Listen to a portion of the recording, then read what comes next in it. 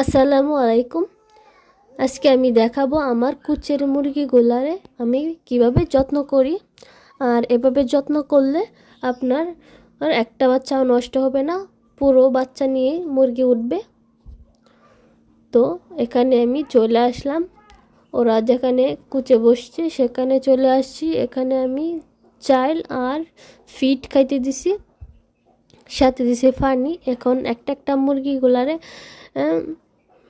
নামাবো আর ওরা সুন্দরভাবে খেয়ে নেবে, খেয়ে জায়গায় উঠে যাবে। তো এইভাবে আমি প্রত্যেকটা মুরগিকে এরকমটা করি, ওদেরকে উঠে দিতে হয় না, এখানে রেখে দিলেই ওরা নিজে থেকেই খেয়ে নেয়। তো এই যে দেখতে পাচ্ছেন আমার মুরগিটা কি সুন্দর খাচ্ছে।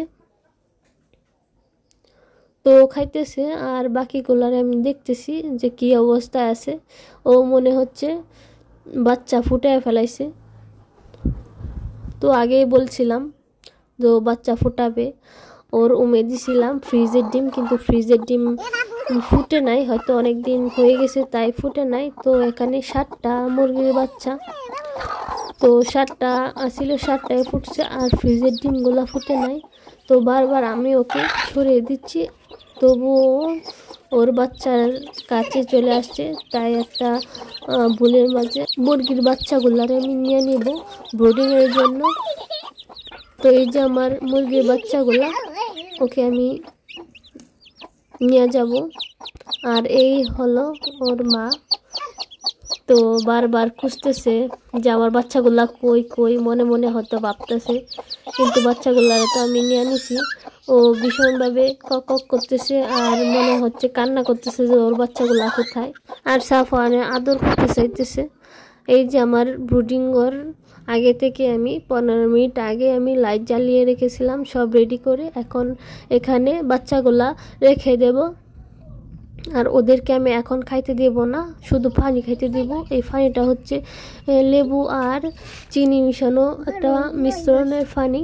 পানিটা মুরগির বাচ্চা খেলে ওদের ভিটামিন সি এর কাজ করবে আর গ্রোথ ভালো থাকবে। তো ওদেরকে আমি এখানে রেখে তারপরে ওড়না দিয়ে ভালোভাবে ঢেকে রাখছি। আর এদিকে আমার এই মুরগিটা ডিম নিয়ে বসছে, কিন্তু ও এসে দখল নিয়েছে, ও বসে পড়ছে ডিমের মাঝে। যে এই চিকুমুলির ডিম ওর, কিন্তু না, ওই সোনালি মুরগির ডিম এগুলো। তো ওকে আমি নিয়ে বন্দি করে রাখবো। মাত্র 2-3 দিন বন্দি করে রাখার পরে ও স্বাভাবিক হয়ে যাবে। তো আমাকে 2-3 দিন বন্দি করে রাখতে হবে। তো আজকের ভিডিও এ পর্যন্তই। সবাই ভালো থাকবেন, সুস্থ থাকবেন। আল্লাহ হাফেজ, আসসালামু আলাইকুম।